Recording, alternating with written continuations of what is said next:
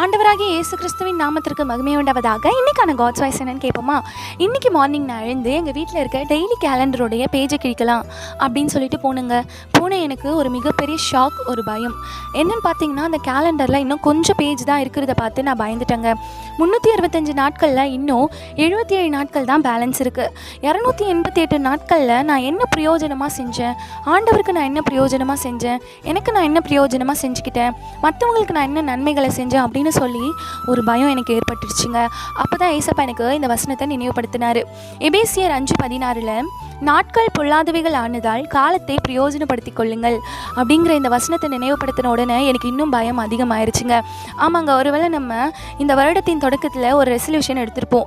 இந்த வருடத்தில் நான் இவ்வளோ நன்மைகளை செய்ய போகிறேன், இதெல்லாம் நான் கடைப்பிடிக்க போகிறேன் அப்படின்னு நிறைய ரெசல்யூஷன் எடுத்திருப்போம்.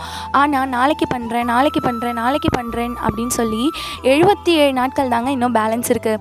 288 நாட்களை வேஸ்ட்டாகவே கழிச்சிட்டோம்ல.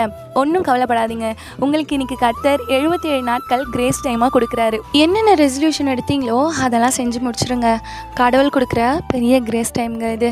இந்த டைமை யூஸ் பண்ணிக்கோங்க. இன்றைக்கான காட்ஸ் வாய்ஸை கேட்டு அதுபடி நடப்போம். God bless you.